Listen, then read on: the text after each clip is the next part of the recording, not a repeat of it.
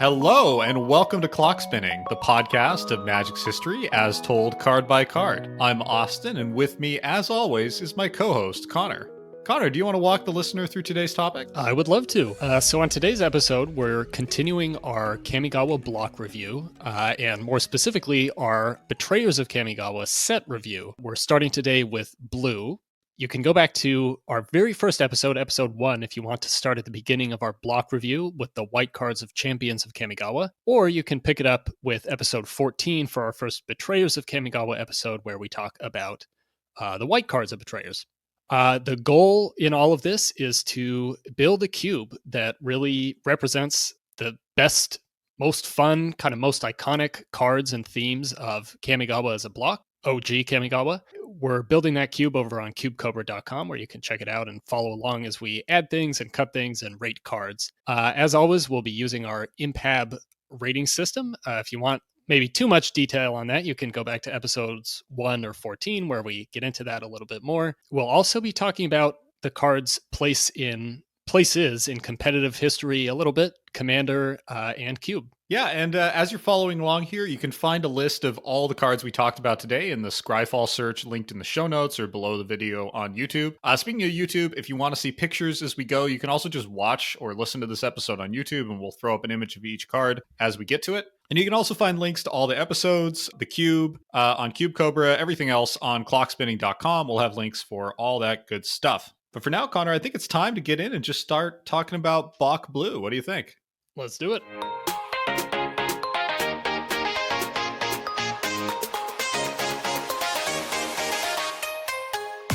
All right, first up today, we have Callow Jushi. This is a flip card, so bear with us. Callow Jushi. 1 UU for a 2/2 human wizard.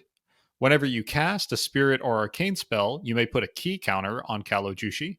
At the beginning of the end step, if there are 2 or more key counters on Callow Jushi, you may flip it. And it flips into Jiraku the Interloper, a legendary spirit, 3/4. Remove a key counter from Jiraku the Interloper. Counter target spell unless its controller pays 2. Okay, so 3 mana, 2/2, that flips once you've got 2 or more spirit or arcane spells cast into a 3/4 that can counter spells unless their opponent pays 2.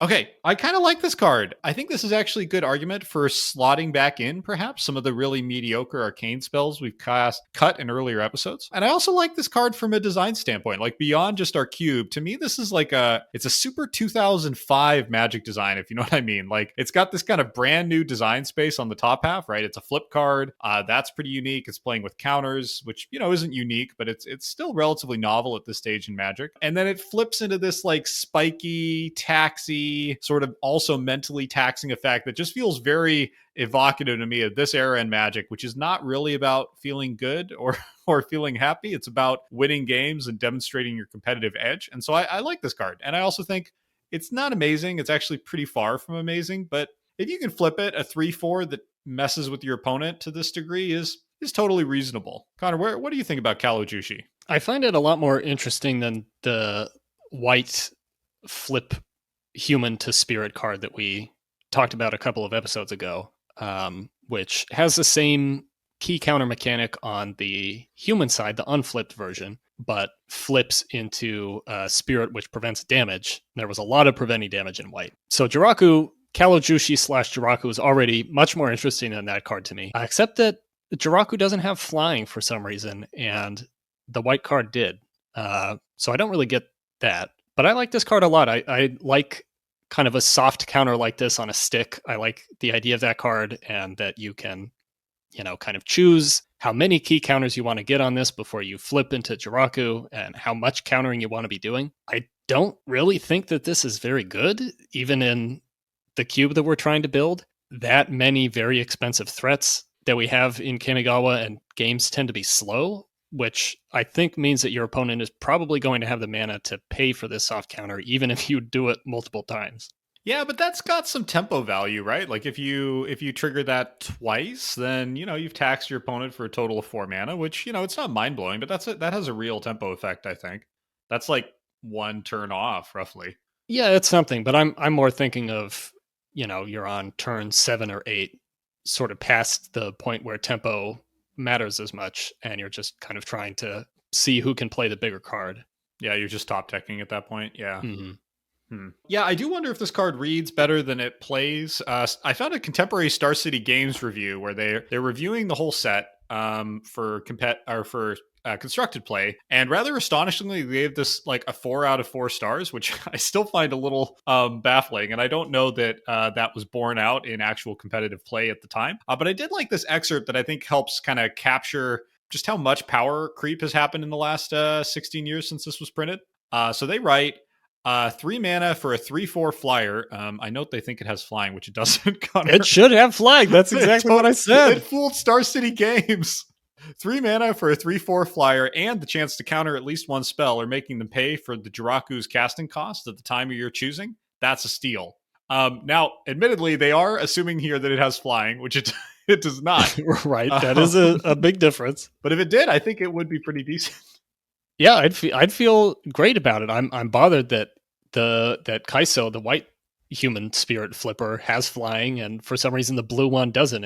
It's like they said, oh, there's already too much flying in blue. Let's just leave it off this one. Rather astonishingly, that review I read from was written by Zvi Maushevitz, so apparently one of the best Magic players of all time, did not read the cards. So we're not the only ones, Connor, who don't read the cards correctly.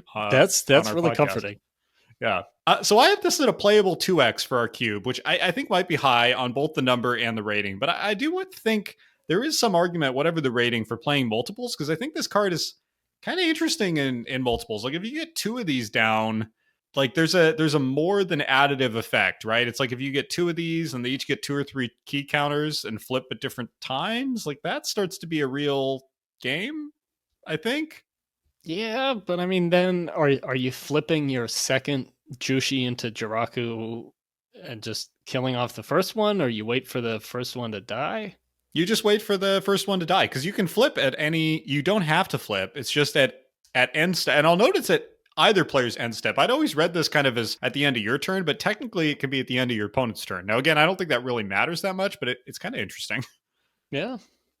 I mean, I'm not opposed to it. I have it as a meh, because I feel like I like this card a lot, but I don't really know how much impact it's going to end up having, but I'm okay with having 2 of them. All right, let's try a meh 2x and see if this has any effect in any playtest game. Sure. Okay, next up we have Chisei, Heart of Oceans. 2 UU for a 4/4 legendary spirit. This one has flying for real. At the beginning of your upkeep, sacrifice Chisei, Heart of Oceans, unless you remove a counter from a permanent you control. And I just got to say, before we get further, the fact that Chisei has flying when there's just nothing here about flying. You just have to roll a dice in Kamigawa to decide whether spirits have flying. It would make as much sense as relying on the art. You really do. And I'll come back to the art in a second after I say something about the card itself, because there's a lot going on there. So Chisei depends on having counters that you can remove from permanents you control. Obviously, if you have counters you can remove, a 4/4 flyer for 4 mana is great. And at the time this was printed was kind of insane. The thing is, there are an okay number of cards in Kamigawa that have counters, but I don't think there's anywhere near enough to make this work. And very few of those cards provide counters in any kind of sustainable way or allow you to get more counters at all. There's no proliferating. There's no cards that manipulate time counters or anything like that. You just kind of get what you get. So there's just not there aren't that many things to keep Chisei around for very long. Yeah, I wrote in my notes that Chisei is writing checks that Kamigawa can't cash. I like that. And I think you're right that you're just stuck on the lack of counter generation. So there are, by my count, about 32 cards in the block that do something with counters. And I'll put this link in the show notes. That's not a whole lot to start with. Almost none of them, very few of them repeatedly generate counters. And all of the counters in this block are beneficial. So one of the more interesting things, is I think we'll get into in a minute, you can do with Chisei is remove counters from permanents where removing a counter is beneficial. So something like a Saga, to take the most simple example, you can remove a counter at the beginning of your upkeep and just keep iterating through, say, chapter 3 of a Saga, which is really cool. Unfortunately, in this set, removing a counter is always bad for you. It's taking away a +1/+1 counter. It's removing a divinity counter from a Myojin, which I don't think is anything you'd ever want to do, or from a that which is taken thing. It's removing counters from Jite or Tendo Ice Bridge. Like, it's just always bad. And I don't know, A, if you can ever turn that on with any degree of reliability, and B, if you can, that's actually a pretty steep cost. Like if you're removing a +1/+1 counter every turn, for example, and somehow you can keep doing that, that's like removing, a lot of damage potential over the course of the game. And I think in a lot of cases, I'd rather have like just a 4 or 5 mana flyer that's worse, but doesn't have this downside that's really hard to work with. Yeah, absolutely. I think what really puts the nail in the coffin for Chisei for me is that you basically need to already have something in play with a counter on it when you play Chisei, because the removing a counter trigger happens at the beginning of your upkeep. So if you play Chisei on turn 4 and you don't have anything that already has a counter on it, then Chisei just dies at the beginning of your next turn. I guess you have a blocker, a 4/4 flying blocker. Yeah, so it's just like you have to work so hard to get any kind of value out of Chisei, and there's just not. Yeah, I mean, you put it perfectly. It's writing checks that this block can't cash. There's no support for it really. Yeah, by my count, there are about 22 there are 22 4 or 5 mana flyers in the block, and many of them are terrible. But honestly, I would take like say Moth Rider Samurai, just a 4 mana 2/2 flyer with Bushido, or Shinen of Flight's Wings, which is just a 5 mana 3/3 flyer with a minor channel ability. Like I would kind of take the reliability of those much more. Like they're lower ceiling cards, but they also are higher floor, and I think the floor is just too low on Chisei. Agreed. So speaking of the floor, Chisei in the art it's the best segue we've ever had. Sorry. Chisei is definitely kneeling on the ground.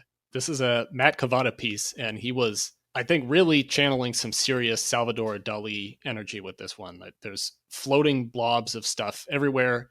It's really hard to describe what's happening. Just look it up in this art. You really have to look at it. There's like it's all floating fluids, strange appendages. There's some polka dots. There's an old man's face floating in some water. Yeah, impossible to describe. You really have to look at this one, but very strange, very Kamigawa art. It's honestly hard to say even if Chisei is the old, like just the blue thing blobs or also the old man. It doesn't really look like a creature. Like this looks much more to me like an enchantment or an instant or sorcery. Like even by Kamigawa standards, I feel like this is kind of a stretch as a creature. I wonder if this art was intended for this card or if it was like, they remade the card towards the end of development or something. Could be. Yeah, it really does. It looks like an enchantment. Are you seeing this really interesting kind of square artifact in the rights? I don't mean artifact in the magic sense. I mean like image artifact. Like there's a square kind of pop out part to the art that like breaks the fourth wall. Are you seeing this in the right side? I didn't notice that the first time. What is that? Yeah, is that actually present? I think so. I don't think that's just a weird image artifact. Oh, what? Yeah. We just saw into the Matrix here. What is going on with that? Okay, now, dear listeners, you really have to look at this card. Yeah, I just checked on eBay, like actual physical copies. That is the art. Yeah, I think this might be a dark horse candidate for weirdest art in all of Kamigawa, which is a really competitive category. But this art, even like with that fourth wall breaking detail, is truly trippy. Wow. Huh. I think this is a cool card. I think this is a cool card for not our cube. Like I think in EDH, for example, this thing commands something pitiful, like 220 decks or something, which makes me sad because while you can't do anything amazing with it, I think it can do some kind of fun, quirky things with sagas in particular, but also like cards like Chronozoa, cards like Clock Spinning. I think it's a fun, interesting card. And I think Mystic Remora. I think this card deserves a little bit more love than it gets. Not a lot, but a little bit. A little bit. I really love the idea of a Chisei commander deck. And then I looked for blue sagas that would work with Chisei. And it's kind of the same problem that you have with Chisei in this block is there just are not enough blue sagas to make it work. There's like 6. Yeah, it doesn't add up. So where do you land on Chisei? I have it as an insta-cut. I really like this card. I think it's a super unique effect. I feel like at some point in the history of Magic, this card might get broken, or maybe not broken, but might start doing some really cool stuff. But in our cube, I just unfortunately don't think it can. I just don't think it's capable of really doing anything. So I have it as an insta-cut. Yeah, I think you're right. I had Chisei as a build around, I think out of hope, but this whole conversation has just been talking about how there's nothing to build around this card. So I think you're right that it's a cut. I'm sorry, this conversation has drained you of hope, Connor. Aye. All right, next up, we have Disrupting Shoal. Disrupting Shoal is XUU for an instant arcane. You may exile a blue card with mana value X from your hand rather than pay the spell's mana cost. Counter target spell if its mana value is X. This card is so close to being like basically Force of Will. Like, this card could have been amazing, maybe too amazing if it said X or less. I think if this card said X or less, like, it would have a rich and varied legacy. I think we would have seen it in Vintage. I think we would have seen it in Legacy and Modern, possibly in its own standard environment. Maybe they would have jammed it in Historic. Like, I think this card would show up all over the place if it was X or less. If it was basically syncopate for one more mana, but with the upside of being able to Force of Will for the X. Without that, this card, more broadly and in our cube, just does not get there. The conditionality of having to hit exactly X is just, it's too conditional. It's ridiculously conditional. Like, the fact that the card has to be blue and it has to be X means this is so often going to struggle to connect. You know, a lot of the value of a counterspell is that ability to make a choice. You know, like, you think of those kind of interesting moments when you watch Magic streams on YouTube where someone's deciding whether to Force of Will, for example, in Vintage Cube. Like, that all kind of goes out the window here, because if you ever hit the lottery and you're able to hit the X, you pretty much have to use it because your chance may not come again. So unfortunately, I think this card really hasn't done much in its time in Magic, and I see it as an insta-cut in our cube too. It disappoints me because it's a really cool card, or it could have been, but it's not. Yeah, sadly, I think you're spot on. I mean, the fact that you need to match X exactly here is just kind of makes it irredeemable. Even just comparing it to this is part of a cycle, a 5-color cycle in Betrayers. The white Shoal, Shining Shoal, which basically redirects X damage. Unlike Shining Shoal, this is just an all or nothing card. Shining Shoal, you know, if there's more damage coming at you, then you can redirect and it's still doing something. If there's less damage, that's fine too. But you need to have exactly the right card to exile from your hand with Disrupting Shoal to make this anything. That is such a good point, because the other shoals, so I'll just quickly rattle off the effects. Shining Shoal redirects X damage, black -X/-X, red +X+0 to target creature, and green gain X life. Now, many of those cards are not very good, but you're right that they all can kind of scale and they don't depend that strongly on the value of X. Whereas this thing, I mean, you might as well just erase the you may exile a blue card thing, right? And just read it as a counter, like a really bad syncopate. And I just think that's too bad, even in our cube. Yeah, it's rough. This is an insta-cut for me. Yeah, me too, which is a bummer because I think the art here is really cool. It's super cool. I mean, it's got fish, but you want to describe what else is going on there? Yeah, so it's got the ubiquitous Kamigawa blue arcane spell fish. Like, I think almost every blue arcane card in Kamigawa has fish. And then in the center of it, there's this sort of orange, I guess you'd call her like a tribal dancer a little bit. I think there's almost certainly a Force of Will callback here with the strong orange and blue color scheme. And she's, kind of lifting her head and doing some kind of magical dance maybe. And then there's these fish encircling her, and it's a little bit ambiguous. Is she the spellcaster? Is she the victim of the Disrupting Shoal? I can't quite tell, but it's very evocative. It's very colorful. It's got these kind of strong bands of color in the background that are kind of an abstract, almost like a wall mosaic or something. There's a lot going on here, but it's not, the overall effect isn't overwhelming. It's just a really striking, really uniquely Magic piece of art. I like it a lot. Yeah, for some reason, just on the art alone, this Shoal looks to me like a card that should have or would have been reprinted 20 times, which it has not been. But it for some reason for me, it just looks like something that would have been reprinted a lot. I don't know why. I totally know. Like, this whole card has this sort of near miss feeling. Like, I look at it and I think it was ubiquitous. Like, it feels like a card that would have been, but it right? wasn't and isn't. Right? It feels like something that like you would have seen or heard about a lot, but no. All right, that's a sad insta-cut right there. It is. Okay, now that we're shedding some tears over Disrupting Shoal, we can go right to Floodbringer, who's really bringing some rain. Floodbringer is a 1/U for a 1/2 Moonfolk wizard with flying, and you can pay 2 colorless mana to return a land you control to its owner's hand and tap target land. So the art to power delta on this card is just melting my mind. You're paying 2 and The ability here is pay 2 and bounce a land to tap a single land on a Stormcrow. I feel like power level wise, that just sort of speaks for itself.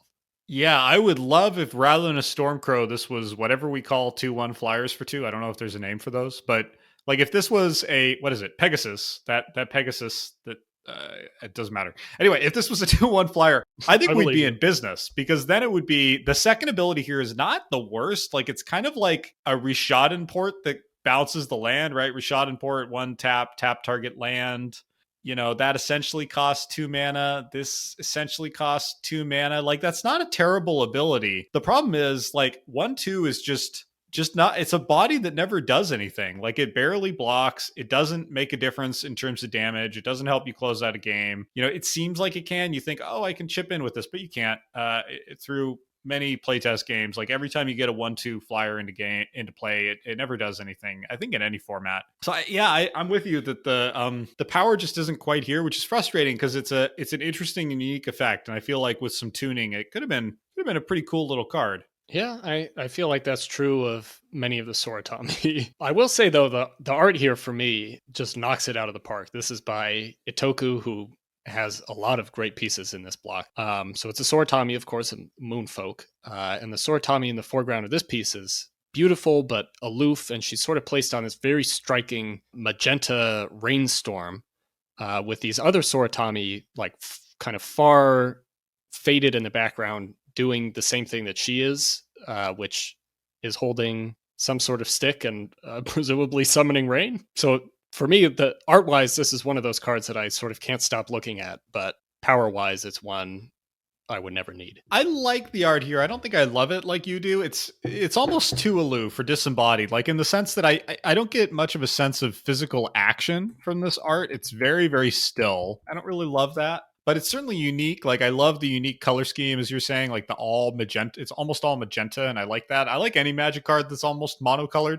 I feel like the aloofness works for me because it's a Soratami card. Like, I mean, I don't know much about the lore there, but it feels like, you know, the Soratami are literally above the rest of the world. They're flying all the time, and they've separated themselves from the concerns of the rest of the mortal world in Kamigawa.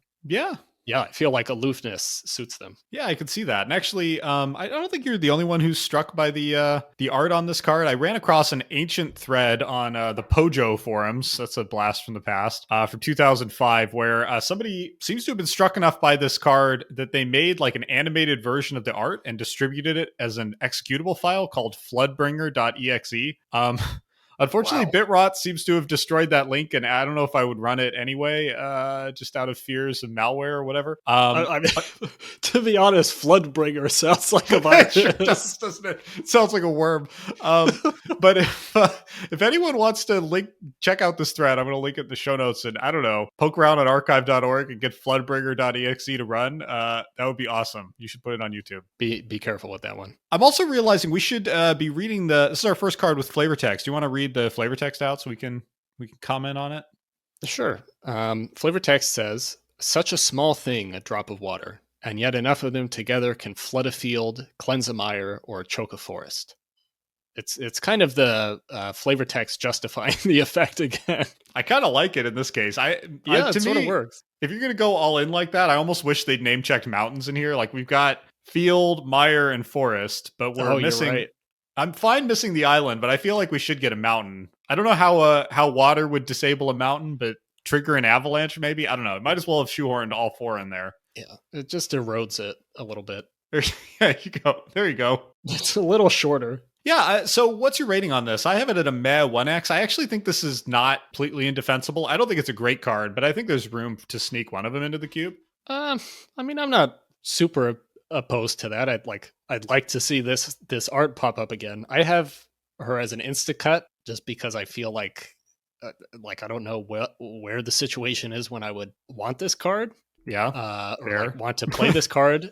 But I'm okay with having one for now. All right, let's go meh 1x. Before, and as a closing note, this is one of those cards we run across occasionally in Kamigawa where it's completely unplayable, and yet the foil version is like $750 on this common. And I think it's just because of what you're saying. The art is so cool and unique that people are collecting them just because they're cool. Doesn't matter that it's basically stone unplayable. I'm thinking about getting one now. Do it once this podcast drops, Connor. Yeah, I Demand got is gonna this be is off some the hook. insider trading stuff here. That's right. We gotta move on before we get in trouble. All right, let's talk about Genju of the Falls. I feel like if the Shoal's recycle that often disappoints, I think the Genju cycle overperforms, just to tip my hand a bit. Genju of the Falls is a single blue mana for an enchantment aura, Enchant Island. 2. Enchanted Island becomes a 3/2 blue spirit creature with flying until end of turn. It's still a land. When Enchanted Island is put into a graveyard, you may return Genju of the Falls from your graveyard to your hand.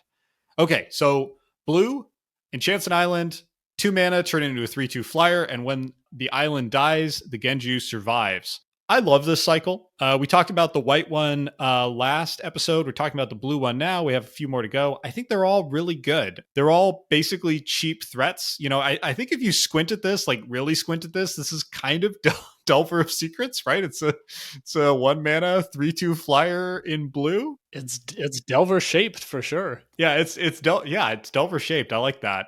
And I think in Kamigawa, that's totally defensible. I think the body here is very real. It can block and trade off with many, many of the flyers. It can get in for that final point of damage. It basically is unkillable, since as long as you've got islands to keep enchanting, this can keep coming back over and over. It dodges sorcery speed removal. Like, I think this is actually a pretty decent little card.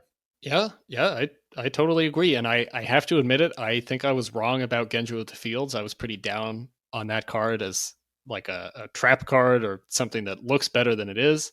I think I was probably wrong on that. And I will say I think Genju of the Falls is pretty dang good by Kamigawa standards. I think especially in the sort of stalematey Kamigawa games that you get in a cube like this, having this kind of consistent flyer that, as you mentioned, is not vulnerable to damage during your opponent's turn seems really solid. And just for comparison, if you look at other 3-power flyers in this block, they're usually going to run you more like 5 mana. So to be able to get that on a 1 mana aura like this that just costs another 2 mana to activate seems very reasonable. Yeah, people were pretty high on this when it came out as well. I was sort of astonished to find, for example, that Star City Games did a top 20 cards to trade for article on Betrayers of Kamigawa, and all of the Genju except one made the top 20 list. So like fully, what is that?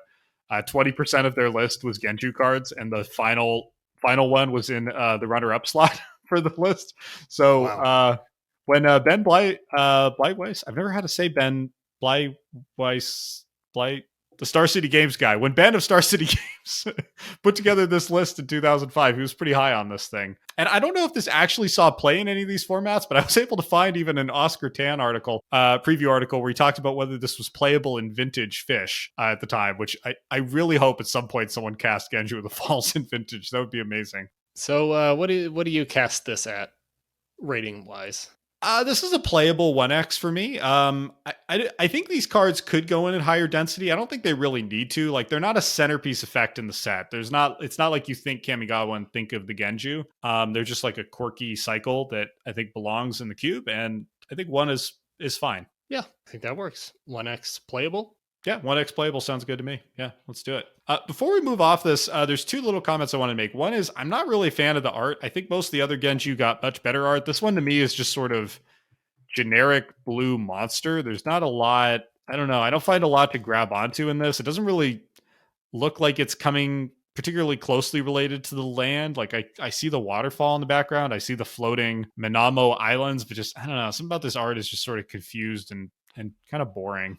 Yeah. There's no real sense of scale. Like, I guess there's Minamo there, but like, does that mean the Genju is like thousands of feet long? Like, what sense of scale there is very confusing. Yeah. It's just nothing really pulling me in about this art. Yep. I want to close on this one with, I don't know if this is going to make sense to anyone except me and possibly you, Connor, but this wonderful Gatherer comment from 2006 that is like the most 2006 sentence. I threw the Genjus along with the Eidolons from Ravnica in my Sunburst deck to add some more power to great effect. Wow. That wasn't actually written by me, but it very much could have been. Those were all cycles I was inexplicably excited about. Wow. That might have been you writing it under a screen name you don't remember. It seems possible. That's awesome. Playable 1X. Okay, so that was awesome. The next card here is pretty awesome too. This is Heed the Mists, 3 UU for a sorcery arcane. Mill a card, then draw cards equal to the milled card's mana value. Sorry. It is so hard to think of any card that would feel worse to play on turn 5 or any turn for 5 mana. Wait, Connor, read the flavor text. It actually enhances the effect. Flavor text. Okay, all right. Flavor text. Once I looked to the mists for wisdom. Now I wish only for understanding. I bet he does. I bet. Well, I wish I could understand how this card could possibly get printed. There's no. I mean, this is basically 5 mana, mill a card off of your library at sorcery speed. It's astonishing. Like, I can't believe this card doesn't come with some kind of insurance against the land case. Like, it is eminently possible you cast this for 5, mill a land, and that's the entire effect. And like, that is it.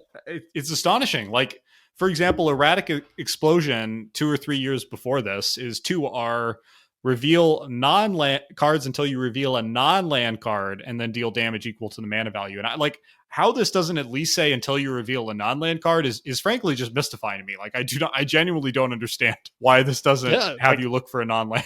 The technology was there. They had figured out, this little mechanical wrinkle that they could use, but no, it's just any card. If it's a land, you're just up a creek. And even if it's not a land, like, it's what's the best case scenario here? It's a huge gamble when you play it in a block like this with essentially no scry. But like, maybe this could be tolerable if it was like 2 mana cheaper in an era with scry or some way to like manipulate the top cards of your deck. Even then, I don't know. Yeah, it's obviously asking you to kind of plan around it, right? Or like build your deck in such a way that this is good. Either you've got a lot of deck manipulation or you got some really expensive cards. And there is like, it's fun to think about the kind of crazy cases of, oh, I don't know, I've put this in with like Emrakul and it draws me, 10, 12, 16 cards because my deck is stuffed with Eldrazi. But, in the average Magic deck, this is drawing you like maybe 2.2 cards on average or something. Like, I just think it needs something. It needs like, or if they really want to force you to invest in manipulating the top of your deck, like if it's 0, then just give you 1 card, right? Like at least guarantee it replaces itself. That doesn't seem like a big ask to me. Right. And I mean, especially like in an era without an Emrakul, like, I mean, what deck are you building in Kamigawa around this card? Yeah. Yeah. Yeah. I think our rating on this is probably the easiest we've ever had. It's definitely one of our easiest ever Instacuts. One of the things I will say I enjoy about doing this show is that, I would have thought that in the 16 years of following Magic since Kamigawa came out and being a fan of Kamigawa that whole time, that I would have seen all the bad Kamigawa uncommons. But every couple episodes, we discover just a doozy that somehow it's so bad that it's flown under my radar for 15 years. We do. It's delightful. Like, I feel like one of us must have seen this card at some point, but it just, like, even then in 2005, it just must have immediately fallen out of our brains. Yeah. As something we're not going to heed. We almost need a name for it. There's kind of this class of cards you used to get back then that I would say are like kind of deck building challenges that don't pay you off for playing the game, playing that deck building game. You know what I mean? Like, there's a whole set of these kind of cards threaded through this era of Magic. Maybe that's a separate sub rating that we add. What would it be called? I don't know. Pointless sub really games. Important. Yeah, it's really important that we add a sub rating to these cards that we're immediately cutting from the cube. Okay. All right. We'll file that one away. Yeah, I'll turn to the mists for wisdom on that. All right. Well, actually, one more. Like, what is the delineation of this card is so phoned in. Oh, the art's also pretty phoned in, by the way, if anyone wants to look it up. But the flavor text of once I look to the mist for wisdom, now I wish only for understanding. Like, what is the delineation between wisdom and understanding here? That's a great point. Like, okay. Oh, those tricky kami. Instacut. Okay. That was an easy one. All right. Let's talk about Higure, the Still Wind. 3 UU for a 3/4 legendary creature, human ninja. Ninjutsu, 2 UU. This is our first ninjutsu card of the block, so we'll go ahead and read that out. Ninjutsu 2UU, return an unblocked attacker you control to your hand. Put this card onto the battlefield from your hand, tapped and attacking. And then, whenever Higure deals combat damage to a player, you may search your library for a ninja card, reveal it, and put it into your hand. Then shuffle. And for 2, target ninja can't be blocked this turn. Whew. Okay, quickly recapping that. 5 mana, 3/4, ninjutsu for 4. When he deals combat damage to a player, tutor a ninja, and then 2 mana to make any ninja unblockable this turn. All right, we went from the lowest of lows with Heed the Mist to a pretty darn high with Higure. I think it's fair to say this is our first bona fide banger of this particular episode. For me, Higure hits on all counts. He's got a cool name, Higure the Still Wind. I mean, come on. He's got evocative art. It's super ninja-y. It's got actually splashy but also useful abilities. The stat line here is not totally embarrassing. He enables himself because he can make himself unblockable, so you can keep getting more and more ninjas out of your deck. Like Higure is just the full package. I love this card. Sorry, I was looking at foil Floodbringers. Yeah, completely agree. I feel like this is the moment we've all been waiting for in this blue set review. Ninjas, and like we basically start with what amounts to Betrayers of Kamigawa's ninja lord. You know, Higure tutors up other ninjas for you. As I was reading this, I'm like, wow, this would be a really cool ninja commander. And then I realized, oh yeah, like commander color identity rules. You can't have all the other cool ninjas from cool colors if this is the commander. Put it on your bingo card. We have complained about color identity this episode. Yep. Check that off. It probably won't be the last one. So Higure commands a really pitiful 36 decks, but is still a real EDH ninja staple. He appears in over 9,000 decks. Wow. So certainly very popular among, one of the most popular commander archetypes. And with good reason. I mean, like ninjutsu is such a cool ability, and especially at this time, it's one that really, I feel like, pushed the boundaries of Magic's rules. Like this is an activated ability that is played from your hand. Another ability in this block, Splice, is the same way. It's activated from your hand, which I feel like is pretty unusual for this time. And just that kind of rule bending in general was not so much of a thing. And it feels perfect that it's appearing on this brand new, very kind of flashy creature type of ninja. I love that. And to me, it's a relatively novel approach to mechanics. And it's also this thing that's happening in Magic design here and in Mirrodin, where the mechanics, especially the keyword mechanics and the abilities of the card, are becoming much more like intertwined and complementary. So for an example, what I mean, like this ninjutsu feels like ninja action, right? Like you sneak in with one creature, it turns into a different creature that does something sneaky to your opponent. Like it feels like you got them via stealth in this way that's very ninja, right? And like similarly, Splice, you're combining 2 spells. That feels evocative. Modular from Mirrodin, robots reassembling into other kinds of robots. These are all very evocative. If you go back a couple more years, that's not always the case. If we look at Onslaught block, you have cycling, you have morph, and you have amplify. Amplify, for anyone who doesn't remember this amazing mechanic, lets you reveal matching creature types from your hand to boost the size of a creature. All of those are pretty hard to put like into the fiction of the game. Like, what is cycling? It's really hard to say, even though it's appeared in many, many years. Morph is so weird that they had to come up with like horrible morph spiders to contain the creatures. Amplify is like, again, what is it, right? Like, so there's this like real shift that happens, I think, from Onslaught to Mirrodin, where if we go back before Onslaught, actually, I want to amplify my argument. If we go back before that and look at, say, Odyssey block, again, like, what is Threshold? It's kind of hard to say what Threshold is. So anyway, go ahead. Yeah, that's exactly the mechanic I was thinking of, was like, what is Threshold supposed to be? Why is the number of cards 7 in the graveyard? Like, what does that have to do with anything that's happening in this card flavor wise? Right. And you can think how like enough dead things could have an effect, except when you look at the cards that have Threshold, it's just random, right? It's totally driven by kind of spiky like play development considerations. It has nothing to do with the kind of fiction of the game. For sure. And I think like it's telling what one way ninjutsu was such a success is that when people think of original Kamigawa, they think of ninjutsu. Like that is one of the core elements of this block in people's minds. But if you look how many cards it appeared on, it's astonishing. It appeared on, what is it? It appeared on, I want to say like 10-ish cards. It appeared on 8 it's a cards. Small number. Wow.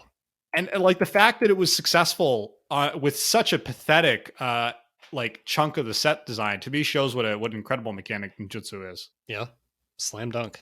So I want to rate this thing, and then I have the world's most useless trivia, like even by our standards. But anything else to say about the card before you get to ratings and trivia?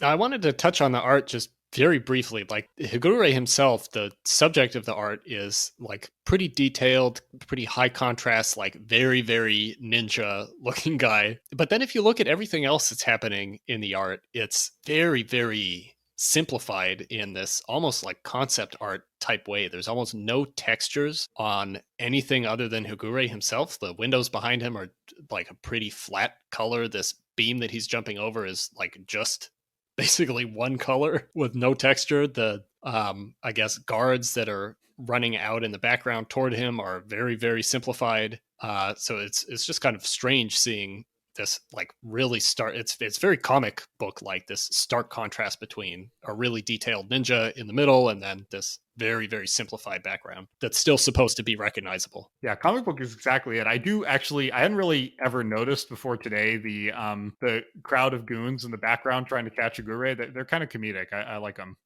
Yeah, it's kind of Sly Cooper like. Yes, it's completely Sly Cooper.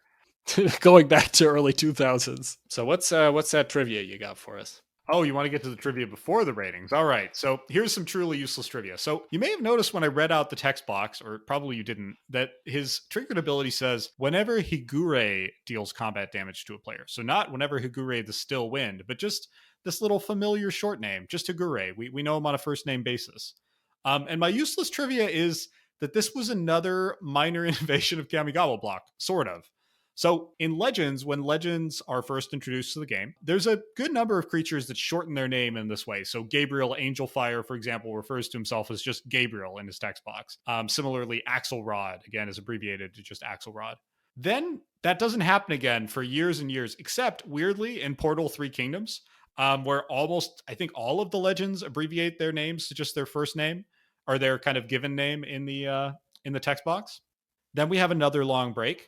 And then in Onslaught and Mirrodin, we start to see creatures refer to themselves this way, but only on the second instance. So, for example, Phage the Untouchable, first instance in her text box, full name, second instance, just Phage. But this, Higure the Stillwind, I believe, is the first legendary creature in the modern frame to refer to itself only by a short name. And I think that is the most obscure trivia we've ever gotten onto this show. That is news you can use right there. I'll link a Scryfall search for anyone who wants to dig through the history of this. Please do. Connor, do you have a rating for this card? I sure do. I'm still thinking about all these names. Yeah, Higure is a easy auto include for me. I feel like this is one of the most iconic ninjas. I mean, all the ninjas are kind of iconic, but this guy's legendary. He's awesome. He's an auto include. Absolutely. Auto include 1x. My only fear is just that the ninja deck will not appear enough to work, but I think we just need to warp the cube until it does. There's no other solution. We just need to keep adding ninjas. All right. Auto include 1x. Okay, next up, we have Jetting Glasskite for UU for 4/4 Spirit with Flying. Whenever Jetting Glasskite becomes the target of a spell or ability for the first time each turn, counter that spell or ability. The flavor text, also important here, says, the bolt struck with a flash and there was a terrible sound as of glass shattering, but the creature was unharmed. So just first off, another great example of flavor text that very carefully kind of connects the name, art, and mechanics of the card. The art here, we'll get into it a little more later, but the spirit shown here is surrounded by this kind of blue bubble, this kind of glassy bubble, I guess, that's protecting it from spells or abilities that it's targeted by for the first time in a turn. As a card, I think this is like pretty solid as a one of. This ability, I think, actually matters a lot of the time, and a 6-mana 4/4 flyer seems perfectly fine in this setting. Yeah, I have pretty good feelings about this card as well. I don't think this card is amazing, but I think, yeah, it's totally solid. Like 6-mana 4/4 flyer, I think would already be sort of on the bubble. Like you think about the dragons, which we're very high on. Those are 6-mana 5/5 flyers. Essentially, you take a -1/-1 here, and you get this pretty much shroud ability. And I think in Kamigawa context, that's quite powerful. Like just being able to get in and beat down with the big 4/4 flyer is, if you don't land one of the more OP finishers like Moloku or one of the dragons, this will do just fine as kind of a finishing threat. Yeah, it's bringing in a lot of damage. It's got evasion. It's got some protection. Like that's a lot more than you're going to get on a lot of spirits in this set. I like the uniqueness of this ability rather than just being shroud or some form of untargetable ability. It's this very unusual counter the first thing that is targeting this each turn. And as far as I could tell, this counter first spell or ability trigger only appears on 4 creatures. All of them are blue. 3 of those 4 are in Betrayers, and we'll get to the next one very soon. And the 4th one of those is a blue Sphinx from Amonkhet. Oh, I remember that. I love that Sphinx. It's a cool kind of minor mechanic. All the cards that it appears on in Betrayers sort of share this common theme of a spirit surrounded by, I guess, this glass bubble.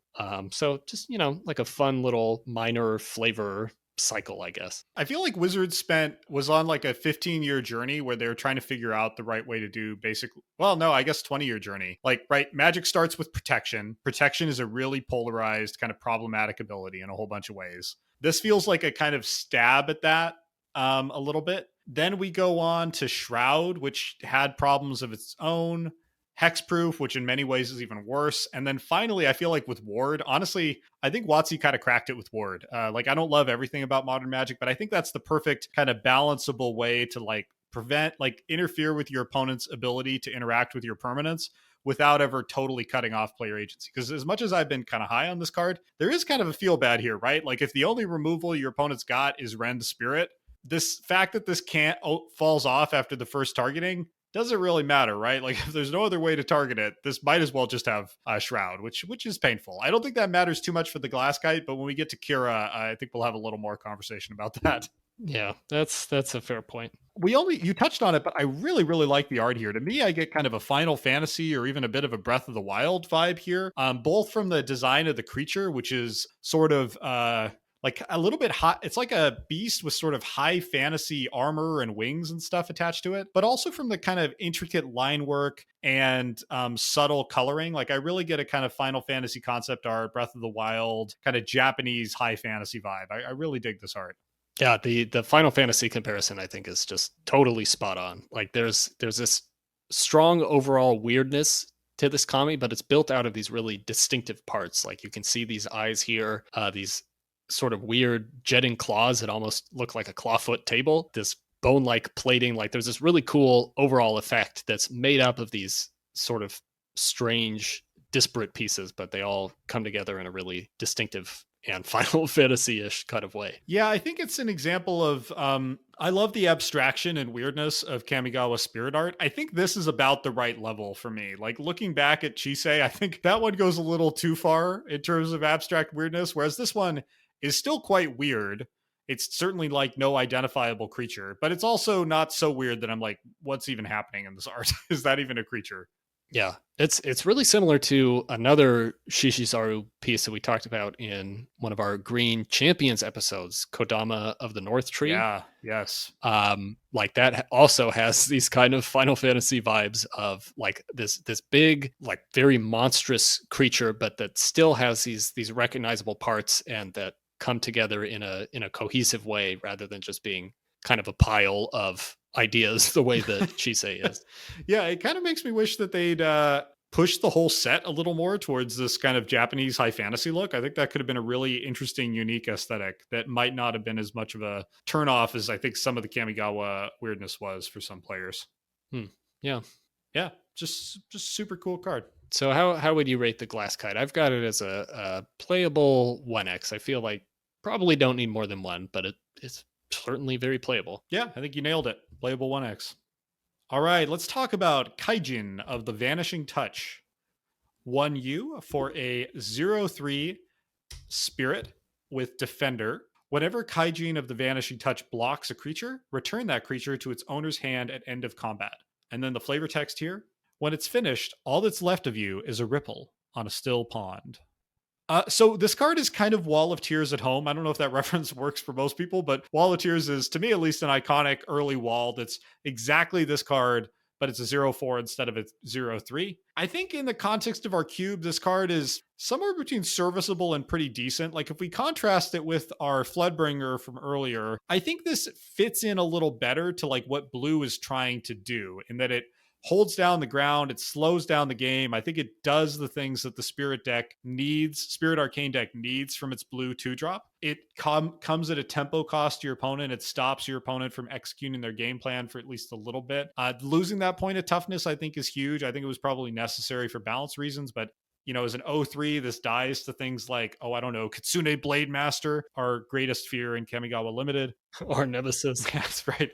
So I think this card is solid, but probably not exceptional. And I'll also note where it is not good is the other blue deck, the Ninja deck, hates this thing, right? So it's really, I think, pretty good in the Spirit deck, but useless to our Ninja deck.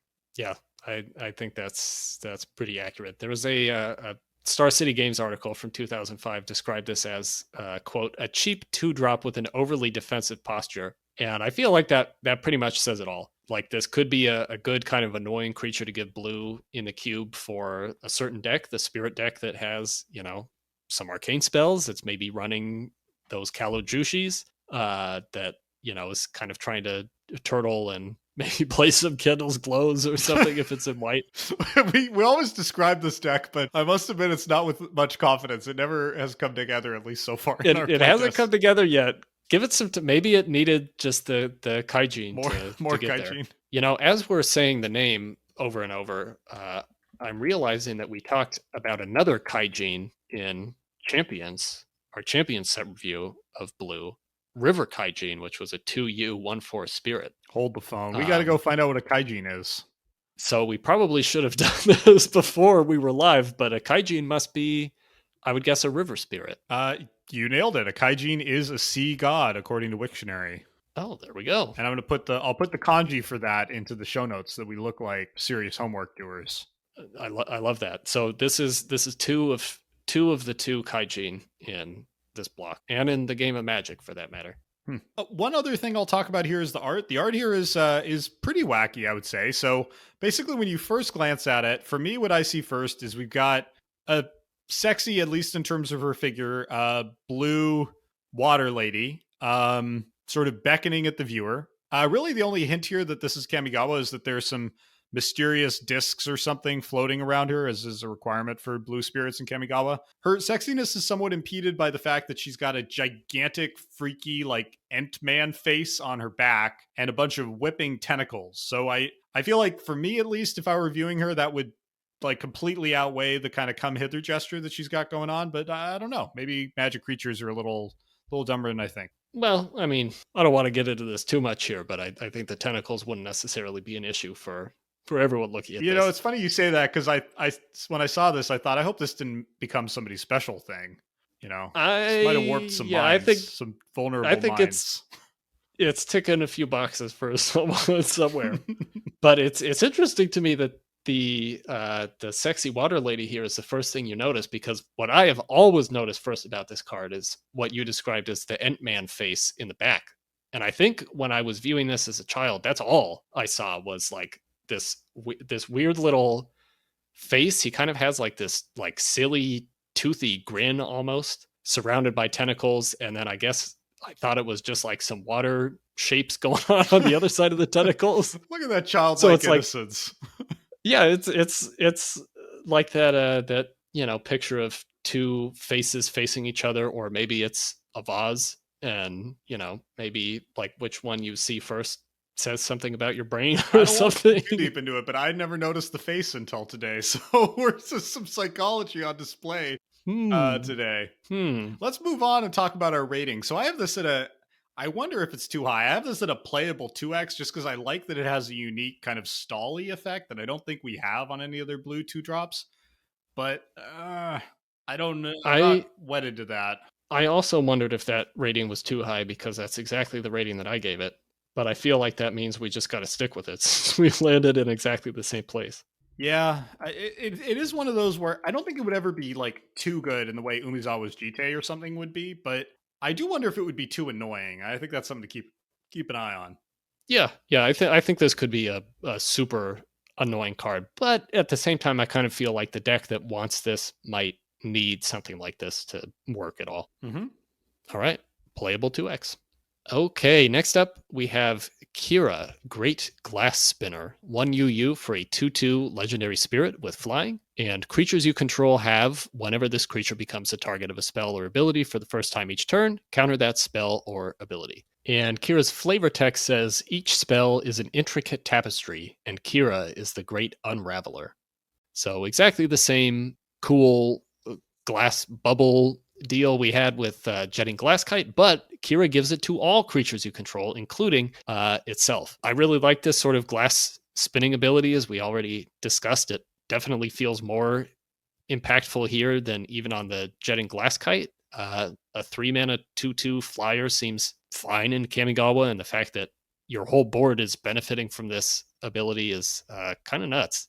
Yeah, I kind of worry it's too nuts. Like, I want to talk about this card's place in competitive Magic in a second, but in R Cube, there's not a lot of removal to go around in Kamigawa. And I just worry that this card essentially says, like, blanks your opponent's removal, right? Because they need to point basically 2 removal spells at it to kill it. And in a lot of cases, that's all a deck has. So I do worry that this card, it's not like the raid here is ungodly, but actually a 3-mana 2/2 flyer in Kamigawa would already be like, that's a very respectable card. That's a card I would play. I mean, that's fine. Right. So like I am a little, I have this at an auto include 1x, but I am a little nervous about its effect on gameplay. Yeah, I think that's fair. If Kira lines up with the right other creatures, then I mean the game's just kind of over in this cube. Yeah. Pretty much. While you ponder that, let me talk a little bit about the kind of competitive history of this card, because this card has, I'm not the best person to speak to this, but a pretty storied competitive history. It was a competitive staple for many years, I think particularly in early modern. Today, it still puts up occasional top 8s in modern and historic and spirit and merfolk decks. There were a couple just in the last year on MTG top 8. The raid here, I think, is just a bit below modern standards. Like maybe if this was a 3/2, there'd be more of a conversation. But I think the fact that it like still sees any non-rotating play at all, for a Kamigawa card that isn't banned, I think that says a lot for its power. Like that's just a creature, right? Like a lot of the other Kamigawa cards that have made a long-term name for themselves are like Umizawa's Jite, Sensei's Divining Top, like deeply broken non-creature cards. This is, at the end of the day, it's a fair creature, right? It's not doing anything inherently degenerate. It's just like really, really good at protecting your team. So I think the fact this has seen play for like 15 years across competitive Magic is pretty cool. And in fact, on release, it saw play even in Vintage and Fish decks. I don't know how long that stuck around. Similarly, this has been a Cube staple for the longest time. Unfortunately, Cube Cobra's stats are broken right now, so I can't tell you how much it's played today. But historically, this has always shown up kind of near the top of the list of blue 3-drops. You can find posts even from like 5 or 6 years ago on Reddit where people talk about this showing up in like 5,000 or 6,000 decks on Cube Tutor. Like this is just one of the iconic blue 3-drops in Cube. And similarly in Commander, while this doesn't really command any decks, it does appear in about 11,000 decks. Like there's really nothing like this for protecting your team, except from board wipes, of course. As the more you've talked about it being like an actually competitive card, the more I feel like it may not. The more I'm scaring you. Cube. Yeah, I think I mean, yeah, I feel like blue doesn't need this kind of big power spike when it already has, some pretty solid flyers and some pretty decent ways of protecting itself. This is one of the ironies of the show, right? Is that the cards that are most iconic from Kamigawa are some of the harder ones to put in the queue because the power band in Kamigawa is just so enormous, right? Like we look at Kira and we contrast it with Kaijin of the Vanishing Touch that we just talked about, or Heed the Mists, or some of the cards we have coming up right after this. It's tough to fit them all in one environment. Yeah, that is the truth. While we continue to ponder this, what do you think about this Kev Walker art here? I've never really paid much attention to it, so why don't you describe it while I form an opinion? That's kind of hard to do because Kira is sort of shapeless. There you have the traditional glass bubble that you get with this triggered ability that appears on 3 cards, but Kira itself in there is just kind of this mass of grayness. Like it kind of gives off Emrakul vibes almost, in just the overall shape of. It's like a baby Emrakul. creature in there. It's like a baby Emrakul in a little bubble, which I guess is kind of sweet, Kind but of surrounded by head crabs. I don't like those. Let me Well, get but a you good know what's look. cool, Connor, as I zoom in, like the two bubbles behind him, I am almost certain that the bubble to the right is a sliver. I think the bubble to the That left is really like, looks like a sliver. well, yeah, I think the bubble to the left is some kind of spider. I think this is a little cutesy Kev Walker like nod at what this card does, right? He's brought this what I think is a non Kamigawa creature into this art. It's like, yeah, this will protect all your slivers. So I think that's kind of cute. Okay, I like that. And it's almost a sliver-like effect when you think about it, right? Like it gives your whole team the same ability. It's very much a sliver effect. I wonder if that's like a little mechanical Easter egg. I hope so. That would be cool. Wow, we're finding some deep secrets in the art of blue Betrayers cards. I'm gonna go Google this real quick while you speak to your rating. I'm gonna make you rate first. You rate. Well, so I mean, I had Kira as playable, which is definitely true. But I sort of feel like maybe we can try it and see if it's too oppressive, but I feel like we kind of already know the answer and maybe we just cut it now. I'm struggling with this one. I have it as an auto include, which on power, which might be too high, but I think we should try it. I think I'll say, for example, I'm less worried about this card than Moloku, because at the end of the day, it is just a 2/2 flyer. It's still I guess it still depends on you having creatures that your opponent must deal with, right? Like if the rest of your deck is Kaijin of the Vanishing Touches and like Floodbringers, this card doesn't really do anything. So it doesn't have, to me, the like obscene degeneracy of Moloku, where it's like, if this card isn't answered within 5 seconds, you've lost the game. So I kind of feel like I'm okay trying it out. Okay, yeah, that's a fair point. Also, I'm noticing now that there was a secret layer drop version of Kira just last year. That's kind of cute and very bubbly. So okay, yeah, I guess we need to go with playable then, because if it's auto include, then we kind of have to include it. Yeah, playable 1X seems right. All right, let's go on to the nearly as iconic Minamo Sightbender. Minamo Sightbender, 1U for 1/2 human wizard. X tap, target creature with power X or less can't be blocked this turn. And the flavor text, woven from threads of the spirit world, the mist cloak rendered its wearer invisible, but quickly fell to tatters. This card is very hard to have any strong emotion about. It's about as meh a card as can exist. Actually, the most recent, this only has like 5 Gatherer comments in its history. The most recent one from RJ Droid says simply, in my opinion, this is a magic card, which I think about sums it up. That really does. I actually feel like this episode, we're kind of suffering from a surplus of like pretty much fine blue 2-drop creatures, and this is like yet another like okay blue 2-drop creature. It does help out the ninja deck, which I think is nice. Like that's something that I think we really need. So I have it at a meh 1X just to give the ninja deck a little bit of an extra boost. But I can't say I feel that with any great enthusiasm. Like this card is very medium. Yeah, this struck me as a nice possible ninja enabler that, when you look into it, is essentially non-existent in EDH ninja decks. So just for a little number comparison here, the most popular ninja commander and third most popular commander overall right now commands over 13,000 decks. Minamo Sightbender appears in just over 200 of those. Deservedly so. And that commander is Yuriko the Tiger's Shadow, just to fill in the blank there. Yeah, he doesn't deserve much more than that. Yeah, one of the odd things about this card to me is like, this is obviously meant to set up the ninja deck. There is nothing in the name or the art or even the flavor text here that like cues you into that. And I think in Modern Magic, something they've gotten pretty good about is including these kind of subtle visual and flavor cues that help you understand the mechanical effect of the card. Like I think this should really be like, I don't know, Underworld's Magic Cloaks Dealer, or like Ninja Armorer. These are terrible names. Yeah, but, Underworld Magic Cloak Dealer. Shut up. It's a great name. Ninja Cloth Merchant. But like, to me, Minamo like instantly takes my mind away from ninjas to like arcane or like spell effects. Like, I don't know. This card to me is a bit of a miss from a flavor perspective. Unlike Underworld, What was it? Underworld Magic Cloak Dealer.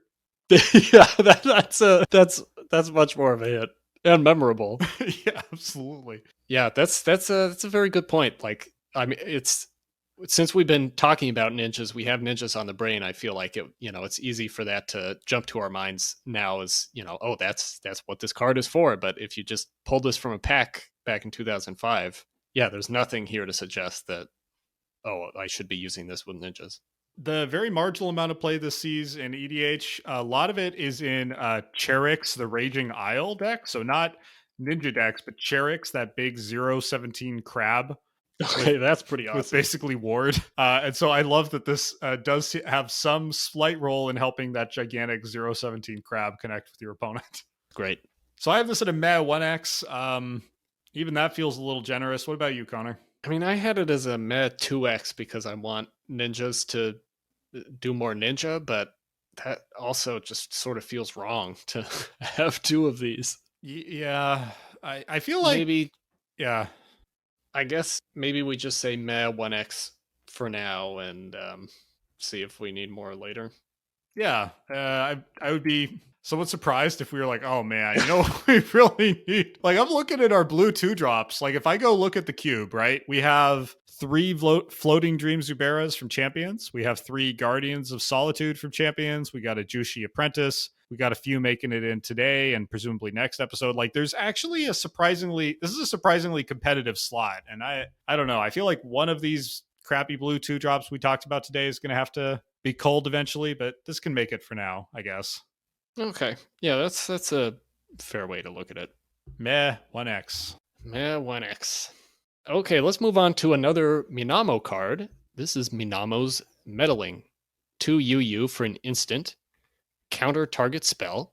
That spell's controller reveals their hand, then discards each card with the same name as a card spliced onto that spell.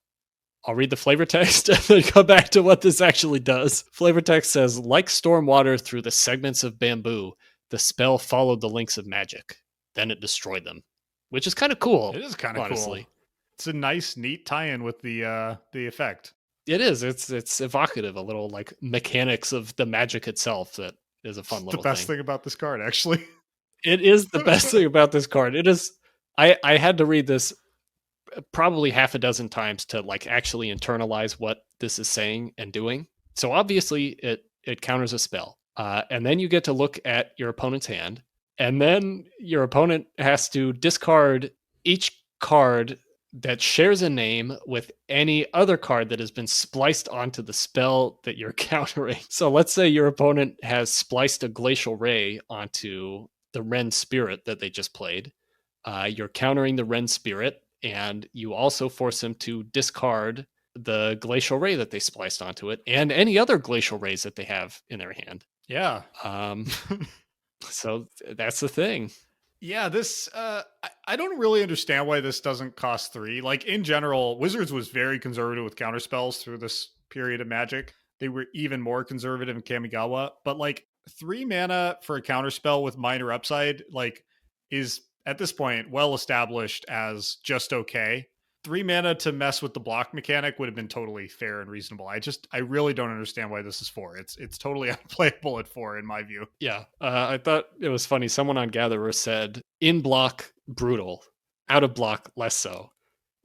I feel like brutal is an extremely strong word to use for this card in any kind of block or format or setting. Any 4 mana counterspell for the most part. Like, come on. The art here is also, I think, pretty bad. It's just like it's like a purple guy. I don't know what this guy's deal is. There are no purple guys in Kamigawa. Yeah, who's this guy? I know. It's like a purple guy doing something with like a vortex of purple magic. Like, there's nothing in here that's really that Kamigawa-ish. It's just generic counterspell art. Yeah, this really could be in anything if it didn't deal with splicing. It seems really possible we could end this cube without a single counterspell in blue. Like, they're all just not they're just not good enough for any kind of curated environment, I think. Yeah, I mean, honestly, I feel like blue has enough other decent things it wants to be doing in Kamigawa that like countering just like none of the counters are able to compete with like the other pretty reasonable things, especially flyers you could be putting your mana into. I'm assuming this is an insta-cut for you, Connor. This is a definite insta-cut for me. All right. Let's talk about Mistblade Shinobi. 2U for a 1/1 human ninja. Ninjutsu for you. Whenever Mistblade Shinobi deals combat damage to a player, you may return target creature that player controls to its owner's hand. All right, another cool ninja. I love this guy. He's one of the worst in the ninjas stat wise. Like 1/1 for 3 is it's not an amazing set of numbers, but he affects the board in a really meaningful way. Like this is no, what's it called? Mana War. This is Mana War with slightly worse stats, but they can come into play for 1 mana. And on the times that you do put this thing into play for 1 mana, it's amazing. And if it connects more than once, it's super amazing. Like this is the reason to include bad cards like the Sightbender we talked about a couple of cards ago. I really, really like this guy. He's one of the most iconic ninjas to me, second only to, in my mind, to the next one we're going to talk about. Yeah, I mean, like I think this is pretty decent in the sort of limited setting that we're dealing with here with the cube.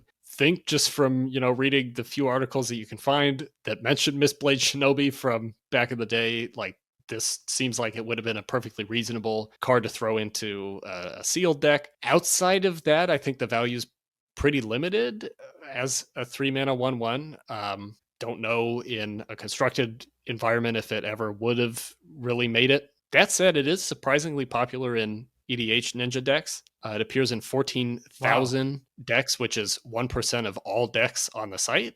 I'm guessing just because it's a ninja, and it does have like a pretty meaningful effect when it's able to connect and can do that pretty cheaply. I guess like I feel like the one thing that gives me pause about this, other than it being a 3-mana 1/1 and the major feel bad if you have to play this other than with ninjutsu, is that bouncing creatures is of course something you'd almost always prefer to be doing before they have a chance to block. So you do need to get something in there before the shinobi can connect and bounce something. So you're not really like getting kind of the combat trickiness out of this. I still think it's quite good as a tempo play, particularly if you manage to do this early, right? Like if you do this on, I don't know, let's say it's like your turn 3, your opponent, you're on the draw, so your opponent's just played a 3-drop. If you manage to, I don't know, Mistblade Shinobi for 1, bounce their 3-drop, play the 2-mana thing that you picked up with the Shinobi, it's not quite a blowout, but it's pretty close, right? Like the highs of this card are very, very high. Like I feel like it can just get you ahead by a pretty significant amount, even if it only connects once. Yeah, that's a good point. That's all assuming you play it for its ninjutsu cost. I think the times when you don't, you're pretty sad about this card as a 3-mana 1/1. Yeah. There's very high highs and very low lows with Mistblade Shinobi. Yeah, but I think the more, as I play more and more cube, that's a quality I actually like more than I used to. Like I think I used to kind of think about how do you massage out those big spikes in power level and spikes in play. But I think those are the moments that create stories, right? Like the blowout moments are the things you walk away from the table remembering. Right, or even just not really being able to do anything with the Shinobi except play it as a 3-mana 1/1. It's kind of memorable in its own way. Yep. How do you land on the Shinobi? I'm getting very positive energy from you about him, but how many copies should we have? What kind of rating should we give? I have a playable 2x. I definitely don't think this reaches all the way to auto include. I think the power is a little too unreliable for that, but I mean, to be honest, if we want the ninjas to show up, they basically all have to make it into the cube. And like this is one I'm pretty happy to have around at least the 2x, maybe even more if we really want to go nuts later. Okay. Yeah. I also had playable 2x. I feel like we're pretty closely aligned on these blue cards, maybe because they all feel like they're sort of right in the pocket power wise of what we'd want to see in Kamigawa. Connor, is there an argument for calling this the best or second best 1-drop in the set or in the block? Oh, that's interesting. It may just be the best. I feel like a running theme has been that there are no good 1-drops in it. I think block, it's this and Isamaru are like the 2 good 1-drops in the block. Yeah. Food for thought. Okay, we've got another ninja coming up here, and it is a good one. This is Ninja of the Deep Hours. 3U for a 2/2 human ninja with ninjutsu 1U. Whenever Ninja of the Deep Hours deals combat damage to a player, you may draw a card. I mean, everyone loves this card, right? It's been reprinted several times. It's in over 15,000 decks on EDH. It's a sneaky grizzly bear that draws you a card.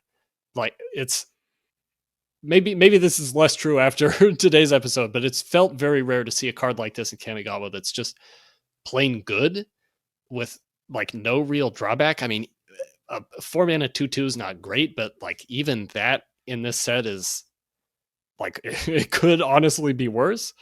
Yeah, just like a really awesome card and iconic ninja. Yeah, I love that you opened with everyone loves this card because that's also what my notes open with. Like, does anyone not like this card? This card, I think, is just beloved by everyone.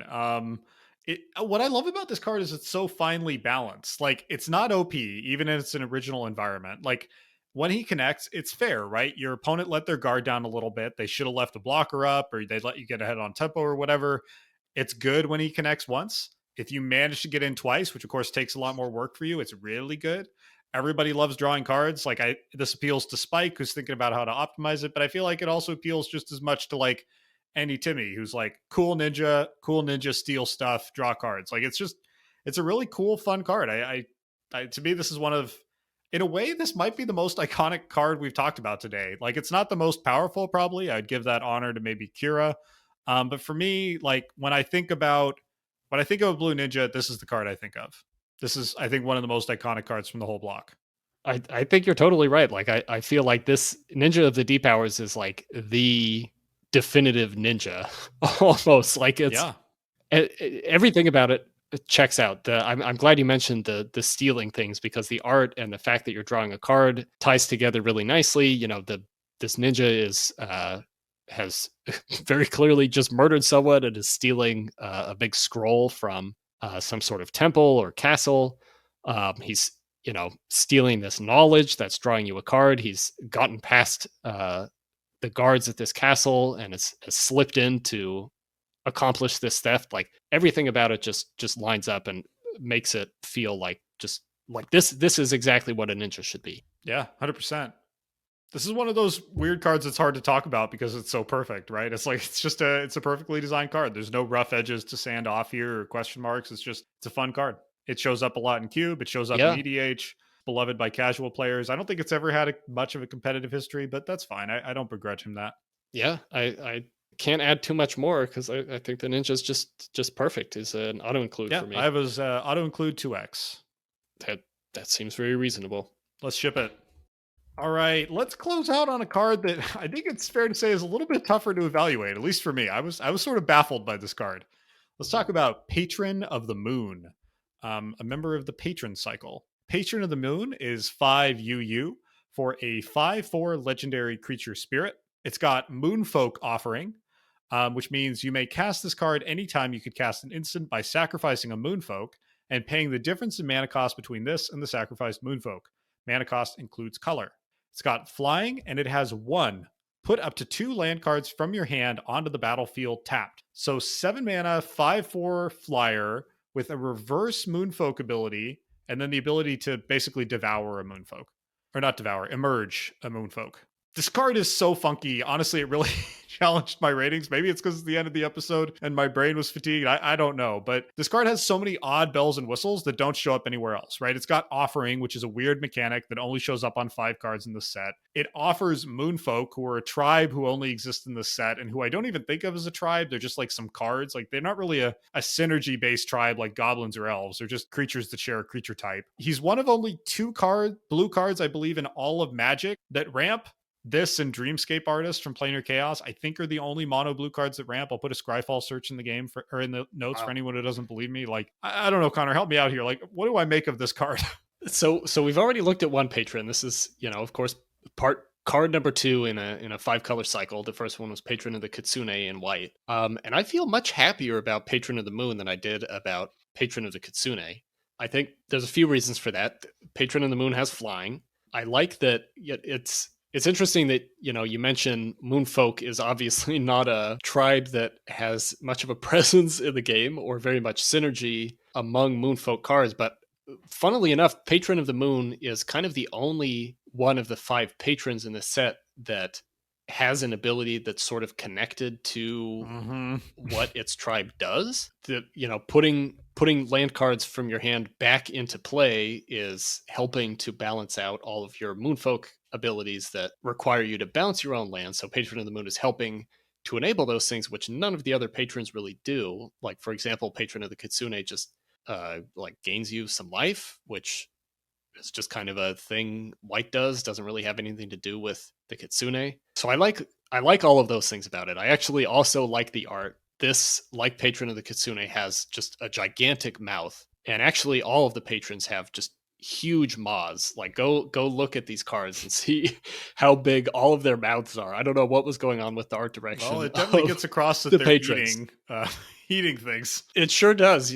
Like, you can fit a lot of offerings in there. So I kind of like it. This big mouth, it sort of has these rabbit-like features, which is like kind of something the Moonfolk have, these rabbit-like ears. So there's a little bit more of a tie in between this patron and the tribe it's a patron of than we saw with Patron of the Kitsune. I don't know how much I would like this card if it didn't kind of have that thematic advantage over the other cards in this cycle.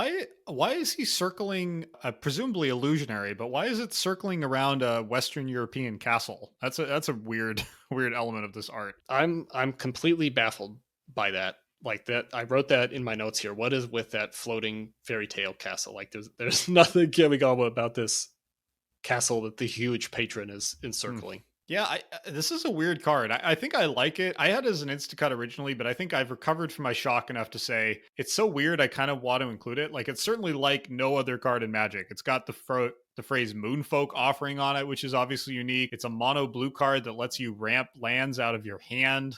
In EDH, this doesn't see a lot of play. It appears in 3,000 decks, which is not very many, and it commands 500, but those 500 are funky and in my view worth looking up. Like, there's obviously Moonfolk in there, but they also are like Gush and High Tide and Landfall decks with like Hedron Crab. Like, props to all the people who are trying to make like a mono blue ramp land synergy strategy work. That is a weird and cool archetype that that probably doesn't really exist, but I appreciate people who are trying.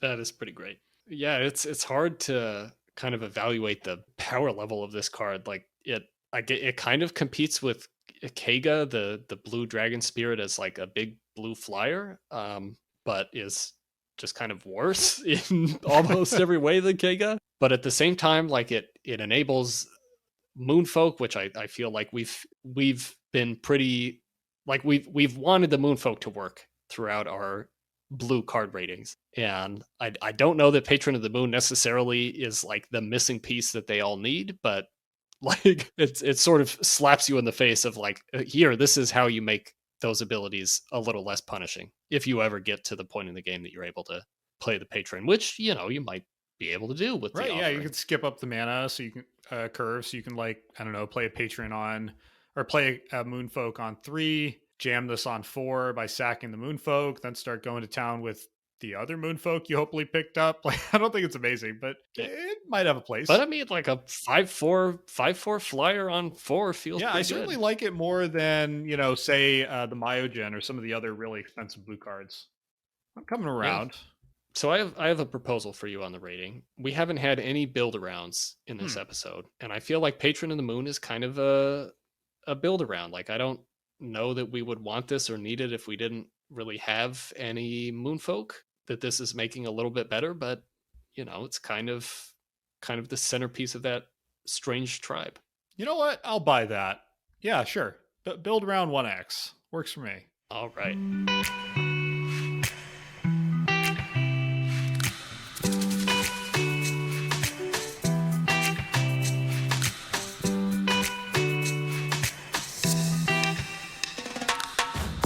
All right, and that is it for Betrayers of Kamigawa Blue, Part 1.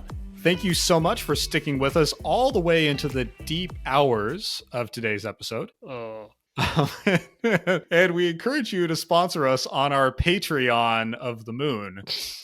Just kidding. It's just another bad joke. There's no Patreon nags here. We do encourage you, though, to follow the show on YouTube or subscribe on your favorite podcast app if you enjoyed it. And also to share it with a Magic playing friend or post in a Discord chat. It really means a lot to us to see people listening to the show, and especially to kind of hear your feedback, your thoughts, your memories of these cards. So if you do have thoughts or memories about any of the cards we talked about today or any other cards coming up in Betrayers of Kamigawa, comment on YouTube or Reddit, shoot us an email, clockspinningpodcast@gmail.com. We love to hear it. Next time, we'll be talking about the other blue cards of Betrayers of Kamigawa, so join us for part 2. But until then, I'm Austin. And I'm Connor. Thanks for listening.